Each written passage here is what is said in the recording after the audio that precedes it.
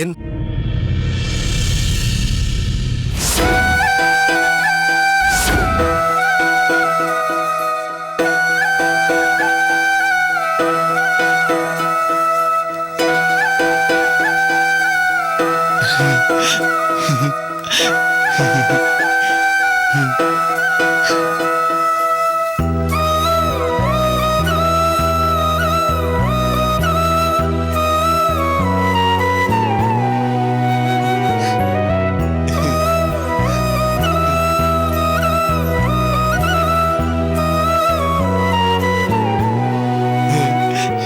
அம்மா, அப்பா. ஜெயன் கண்ணா, சாப்பிட்டாயா? போ, நான் உன்னோடு பேச மாட்டேன். என்னை பூட்டி வைத்து விட்டு போகாதே போகாதே என்று தானே சொன்னேன். நீ ஏன் என்னை பூட்டி வைத்து விட்டு போனாய்? நான் உன்னுடன் பேச மாட்டேன், போ. சரி சரி, இனி உன்னை அம்மா பூட்டி வைத்து விட்டு செல்ல மாட்டேன். அது சரி, சமையல் அறையில் பட்சணங்கள் செய்து வைத்திருந்தேனே, நீ எடுத்து சாப்பிட்டாயா? பட்சணம் என்ன பட்சணம்? எனக்கு எவ்வளவு பயமாக இருந்தது தெரியுமா? சரி ஜெயன், இப்பொழுதுதான் நாங்கள் வந்து விட்டோமே, இனிமேல் எதற்கு பயம்? அப்பா, எனக்கு சிகப்பு பட்டு அங்கவஸ்திரம் வாங்கி கொண்டு வருகிறேன் என்று சொல்லிவிட்டு போனாயே, எங்கே அது? நாங்கள் அங்கவஸ்திரம் வாங்க போகவில்லையப்பா, கல்யாணத்திற்கு பெண் பார்க்கத்தானே போனோம். என்னையும் கூட்டிக் கொண்டு போயிருக்க கூடாதா? தம்பி விஜயனை மட்டும் கூட்டிக் கொண்டு போனீர்களே, என்னை இப்படி பூட்டி வைத்து விட்டு போகிறீர்களே. நானும் பெண்ணை பார்த்திருப்பேன் இல்லையா? தெரியும் ஜெயன், எல்லா இடத்திற்கும் உன்னை கூட்டிக் கொண்டு போக முடியுமா? இடம் பொருள் பார்த்துதானே கூட்டிக் கொண்டு போக முடியும். ஏன் என்னை கூட்டிக் கொண்டு போனால்தான் என்னவாம்? நீங்கள் விஜயனை மட்டும் கூட்டிக் கொண்டு போகலாமா? நீயும் இவனை போல் இருந்தால் நான் ஏன் உன்னை விட்டு விட்டு போக போகிறேன்? ஏன்? நானும் பார்ப்பதற்கு அவனைப் போலத்தானே இருக்கிறேன். உருவம் மட்டும் ஒன்றாய் இருந்தால் போதுமா? நடந்து கொள்ளும் விதமும் நன்றாக இருக்க வேண்டுமே.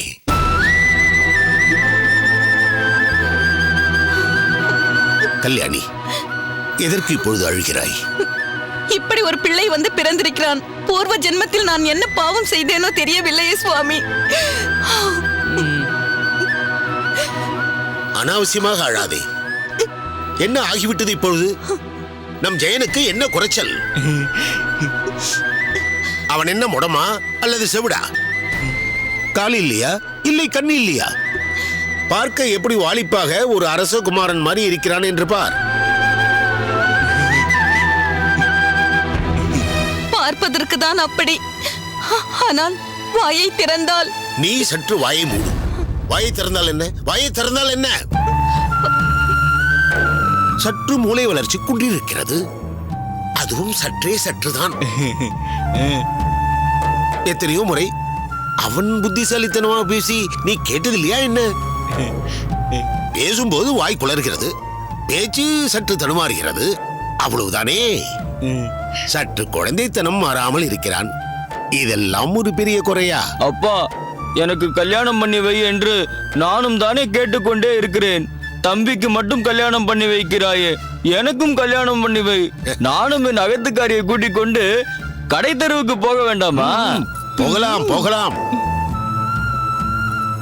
அது அது அது ஆற்றங்கரை. அங்கே பௌர்ணமி அன்று அகத்துக்காரியும் நானும் நிலாச்சோறு சாப்பிட வேண்டாமா? பார்த்தீர்களா என் மகன் மனதுக்குள் எவ்வளவு ஆசை வைத்துக் கொண்டிருக்கிறான் என்று? மூத்தவன் ஜெயன் இருக்கும் பொழுது இளையவன் விஜயனுக்கு நாம் கல்யாண ஏற்பாடு செய்கின்றோமே, இது நமக்கே அநியாயமாக படவில்லையா சுவாமி? யார் சொன்னது விஜயனுக்குத்தான் கல்யாணம் என்று? முதலில் ஜெயனுக்குத்தான் கல்யாணம். ஜெயனுக்கா? இவனுக்கு யார் பெண் கொடுப்பார்கள்? ஏன், ஆறாவமுதன் கொடுப்பார். என்ன சொல்கிறீர்கள்? ஆறாவமுதனா? அவர் எந்த பெண்ணை கொடுப்பார்? அவருக்கு இருப்பது ஒரே ஒரு பெண், தஞ்சமாம்பாள் தானே. அந்த தஞ்சமாம்பாளை தானே நம் விஜயனுக்கு கல்யாணம் செய்து வைக்க போகிறோம். இல்லை, அந்த பெண்ணை ஜெயனுக்குத்தான் கல்யாணம் செய்து வைக்க போகிறோம்.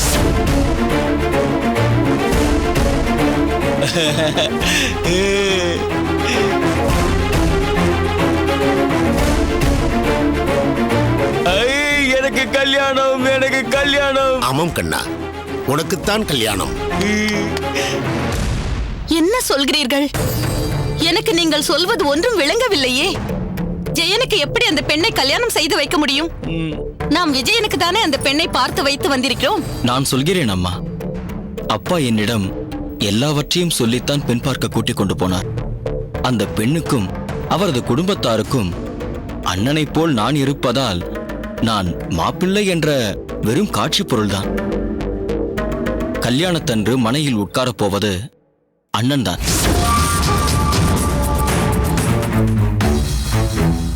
டேய் தம்பி, நீ ரொம்ப நல்ல தம்பி. பெண் எப்படி இருக்கிறாளடா?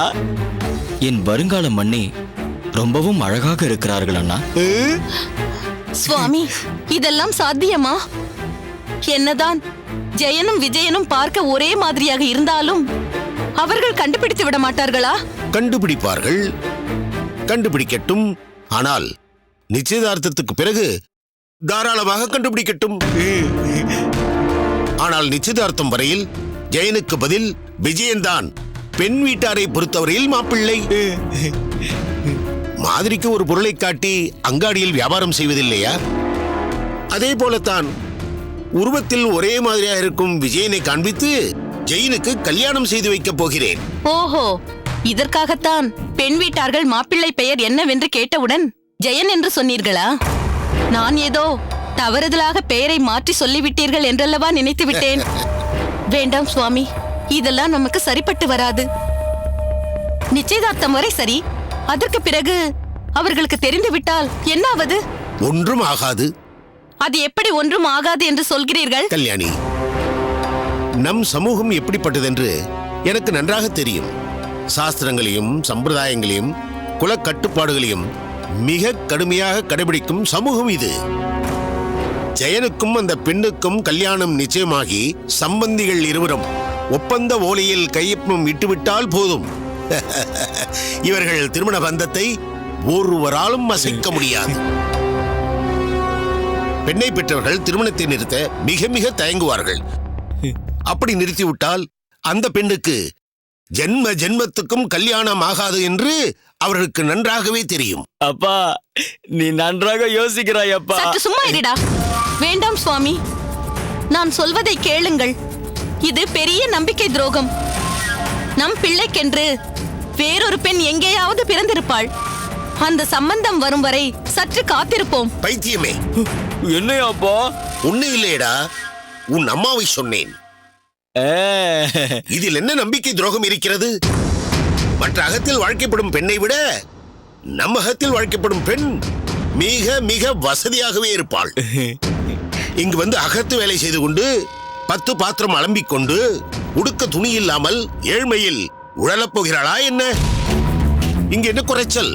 சொந்த மாளிகை, இங்கு இருக்கும் சொத்தை தவிர வேலூரில் உள்ள கணக்கிட முடியாத சொத்தான இன்னொரு மாளிகை, நிலபுலன்கள் எல்லாமே நமக்கு பிறகு ஜெயனுக்கும் விஜயனுக்கும் தானே. கண்ணுக்கும் மனதுக்கும் நிறைந்த ஒரு கணவனைத்தான் எந்த பெண்ணும் எதிர்பார்ப்பாள். இந்த சொத்து பத்துக்கள் எல்லாம் இரண்டாம் பட்சமே. அதுதான் இல்லை. நீ சொன்னாயே கண்ணுக்கும் மனதுக்கும் இனிய கணவன் என்று. அவன் முதல் 2-3 வருடங்களுக்கு வேண்டுமானால் அவன் முதல் பட்சமாக இருப்பான். பிறகு அதுவே இரண்டாம் பட்சமாக மாறி சொத்து சுகங்களே முதல் பட்சமாக மாறிவிடும். கடைசி வரையிலும் அதுவேதான் முதல் பட்சமாக நீடிக்கும். இதுதான் லோகாயுதம். நீ அதை புரிந்து கொள்ள வேண்டும். அம்மா, நன்றாக யோசித்துப் பார். அப்பா சொல்வதிலும் நியாயம் இருக்கிறது. இதனால் அந்த பெண்ணின் வாழ்க்கை ஒன்றும் கெட்டுப் போய்விடப் போவதில்லை. மாறாக பிறந்த அகத்தில் இருந்ததை விட இன்னும் வசதியாக வாழ்வாள் என்பதுதான் யதார்த்தம். அதற்கில்லையாடா விஜயன்? அம்மா, நீ பேசுவதை பார்த்தால் நீ பார்த்து விட்டு வந்த அந்த பெண்ணை எனக்கு கல்யாணம் செய்து வைக்க மாட்டாய் போல் இருக்கிறது. இல்லையடா கண்ணா, உனக்கென்று பிறந்தவள் கஞ்சமாம்பாள் தான். ஜெயனுக்கென்று பிறந்தவள் கஞ்சமாம்பாள் தான். ஜெயன், நீ கவலைப்படாதே. அவளை உனக்கே நான் கல்யாணம் செய்து வைக்கிறேன்.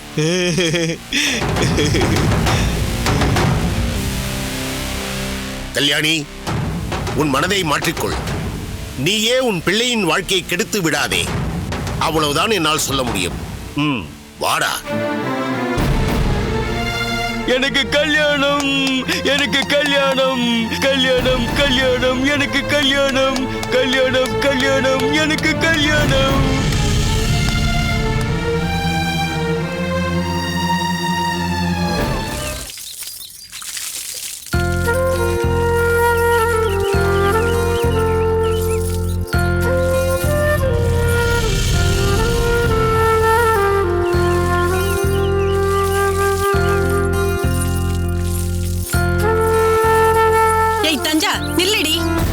என்னம்மா? குடத்தை எடுத்துக்கொண்டு எங்கே கிளம்பி விட்டாய்? குடத்தை எடுத்துக்கொண்டு எங்கு போவார்களா? ஆற்றுக்கு தான். ஆற்றுக்கும் போக வேண்டாம், சேற்றுக்கும் போக வேண்டாம். பேசாமல் உள்ளே போ. ஏனம்மா? கேள்வி எல்லாம் கேட்டுக்கொண்டிருக்காதே. உள்ளே போய் என்றால் போ. அம்மா, நீ செய்வது உனக்கே அநியாயமாக தெரியவில்லை? என்னடி பெரிய அநியாயத்தை கண்டுவிட்டாய் இப்போது? அம்மா, ஆற்றுக்கு போகக்கூடாது என்று அகத்திலேயே முடக்கி வைத்திருக்கிறாயே, இது அநியாயம் இல்லையா? எதடி அநியாயம்? அமுது கிடையாது என்று உன்னை பட்டினி போட்டிருக்கிறேனா, இல்லை உறங்கக்கூடாது என்று தடை விதித்திருக்கிறேனா? சர்வ சுதந்திரமாகத்தானே அகத்துக்குள் வலம் வந்து கொண்டிருக்கிறாய். ஆற்றுக்கு போக வேண்டாம் என்று தானே சொல்கிறேன். இது அநியாயமா? அதுதான் ஏன் என்று கேட்கிறேன் அம்மா. மடித்தீர்த்தம் தீர்ந்து போய்விட்டது என்றுதானே ஆற்று நீர் கொண்டு வர புறப்பட்டேன்.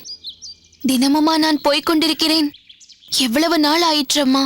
இன்று ஒரு நாள் போய்விட்டு வருகிறேனே. நீ தனியாக எங்கும் போக வேண்டாம். நானோ உன் அப்பாவோ கூட இருந்தால்தான் நீ வெளியே போகலாம். இவ்வளவு நாள் அப்படித்தான் போய்க் கொண்டிருந்தேனா? இப்போது மட்டும் திடீரென்று என்ன வந்துவிட்டது? ஒன்றுமே தெரியாத மாதிரி கேட்கிறாயே. உன்னை வந்து பெண் பார்த்து விட்டு போயாயிற்று. நிச்சயதார்த்தம் எப்போது என்பதுதான் கேள்வி. இருக்கட்டுமே, அதற்காக அகத்திற்குள்ளேயே பூட்டி வைக்க வேண்டுமா என்ன? இன்று ஆற்றுக்கு போகிறேன் என்பாய், நாளை இன்னொரு இடத்துக்கு போகிறேன் என்பாய். நீ ஆற்றுக்குத்தான் போகிறாய் என்பதை நாங்கள் எங்க கண்டோம்? எங்கேயாவது போய் உன் தோழிகளுடன் ஊர் சுற்றுவாய். பிறகு ஏதாவது பிரச்சனை வரும். அது மாப்பிள்ளை வீட்டாரின் காதிற்கு எட்டும். அப்புறம் கல்யாணமே நின்று போகும். அப்படி நின்றால்தான் தேவலையே. ஏய், என்னடி உளறுகிறாய்? அபசகுனமாக பேசுகிறாயே. வாயை வைத்துக்கொண்டு சும்மா இரு. ஆமாம், நான் இப்படி பேசினால் மட்டும் கல்யாணம் நின்று போகிறதாக்கும். நிற்குமோ நிற்காதோ, ஆனால் நீ பேசுவது சரியில்லை. எவ்வளவு பெரிய சம்பந்தம். மாப்பிள்ளைக்குத்தான் என்ன குறைச்சல்? கண்ணுக்கு லட்சணமாக ராஜகுமாரன் மாதிரி இருக்கிறார். சொத்தான சொத்து இருக்கிறதாம். வசதியான இடம் வேறு. இந்த சம்பந்தம் நமக்கு கிடைத்திருப்பது பெரிய அதிர்ஷ்டம். கௌசல்யா, வரதராச்சாரியை பார்த்து பேசிவிட்டு வந்துவிட்டேன். கல்யாணத்தின் போது மாப்பிள்ளை வீட்டார் ஒரு வாரம் கூட இங்கேயே தங்கிக் கொள்ளட்டும், எனக்கு ஒன்றும் பிரச்சனையே இல்லை, பெரிதாக 2 அறைகளை ஒதுக்கி கொடுக்கிறேன் என்று சொல்லிவிட்டார். அப்பாடா, ஒரு பிரச்சனை விட்டது. ஒருவேளை அவர் இல்லை என்று சொல்லிவிட்டால் மாப்பிள்ளை வீட்டாரை எங்கு தங்க வைப்பது என்று பெரிய தலைவலியாக இருந்திருக்கும். என்ன இவள் குடத்தை வைத்துக் கொண்டு நிற்கிறாள்? இவளை ஆற்றுக்கு அனுப்புகிறாயா என்ன? சரிதான், நான் ஏன் அனுப்ப போகிறேன்? மடித்தீர்த்தம் தீர்ந்து விட்டது, ஆற்று தண்ணீரை கொண்டு வருகிறேன் என்று இவள்தான் அப்போதிலிருந்து ஒற்றை காலில் நின்று கொண்டிருக்கிறாள். நான் போகக்கூடாது என்று சொல்லிக் கொண்டிருக்கிறேன். தஞ்சா, அம்மா போகக்கூடாது என்று சொல்லிவிட்டாள் அல்லவா? பிறகு ஏன் இங்கே நின்று கொண்டிருக்கிறாய்? நீ எங்கேயும் வெளியே போக வேண்டாம், உள்ளே போ. என்ன பார்க்கிறாய்? பெண் ஆற்றுக்கு போகக்கூடாது என்று உங்கள் மாப்பிள்ளை வீட்டார்கள் நிபந்தனை விதித்திருக்கிறார்களா? ஏய், என்னடி திமிராக பேசுகிறாய்? இரு கௌசல்யா, நான் பேசிக்கொள்கிறேன். என்ன கேட்டாய்? மாப்பிள்ளை வீட்டார் நிபந்தனை விதித்திருக்கிறார்களா என்றுதானே கேட்டாய்? ஆமாம், அது மட்டும் இல்லை, இன்னும் நிறைய நிபந்தனைகளையும் விதித்திருக்கிறார்கள். நீ அதன்படிதான் நடக்க வேண்டும் என்று சொன்னால் என்ன செய்வதாக உத்தேசம்? நான் என்ன செய்ய முடியும்? எதையும் செய்ய முடியாமல் தான் என்னை கட்டி போட்டு விட்டீர்களே. ஆமாம், கட்டித்தான் போட்டிருக்கிறோம். யாருக்காக? உனக்காக. என்னை கொண்டு போய் ஒரு கண்காணாத இடத்தில் தள்ளிவிட வேண்டும் என்று ஏன் இப்படி தவியாய் தவிக்கிறீர்களோ? இந்த கல்யாணம் எனக்கு வேண்டாம். தஞ்சா, தஞ்சா, நீ மிகவும் அதிகமாக பேசிக் கொண்டிருக்கிறாய். நானும் உனக்கு பொறுமையாக சொல்லி விளங்க வைக்க வேண்டும் என்று பார்த்துக் கொண்டிருக்கிறேன். உன் பேச்சு எல்லை மீறி போய்க் கொண்டிருக்கிறது. உன்னை கண்காணாத இடத்தில் தள்ளிவிடுவோம் என்று எதை வைத்து நீ சொல்கிறாய்? தூர தேசங்களில் பெண்கள் வாழ்க்கைப்படுவதே இல்லையா என்ன? அவர்களும் குழந்தை குட்டி குடும்பம் என்று நன்றாகத்தானே வாழ்ந்து கொண்டிருக்கிறார்கள். இதோ பார் தஞ்சா, முன்பே நான் சொல்லியிருக்கிறேன், இது வாழ்க்கை, விளையாட்டில்லை. உன் எதிர்காலத்தை பற்றி எங்களை விட வேறு யாரும் அக்கறை காட்ட முடியாது. அந்த அக்கறையில் தான் நான் சொல்கிறேன். நீ வசதியாக வாழ வேண்டும் என்பது மட்டும்தான் எங்களது குறிக்கோள். எந்த விதத்திலும் இந்த சம்பந்தம் கை நழுவி போய்விடக் கூடாது என்ற எண்ணத்தில் தான் நாங்கள் ஒவ்வொன்றையும் சொல்கிறோம். நிச்சயதார்த்தம் வைத்துக் கொள்ளலாம் என்று இன்றோ நாளையோ மாப்பிள்ளை வீட்டாரிடமிருந்து தகவல் வந்துவிடும்.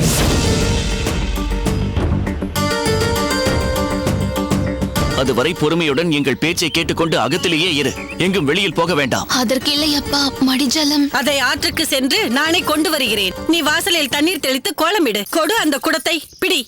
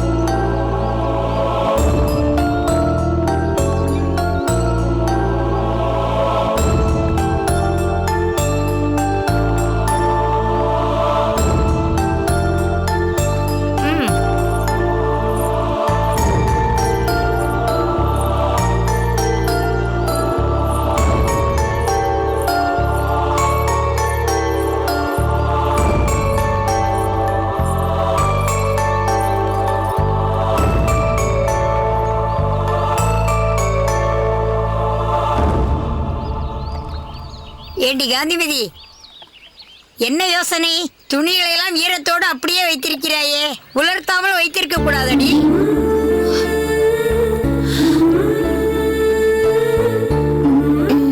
உலர்த்த வேண்டும். உடம்புக்கு ஏதும் சுகம் இல்லையா? நான் வேண்டுமானால் உலர்த்தி தரட்டுமா? வேண்டாம் மாமி, அதெல்லாம் ஒன்றுமில்லை. பிறகு எதற்கு துணிகளை எல்லாம் உலர்த்தாமல் வைத்திருக்கிறாய்?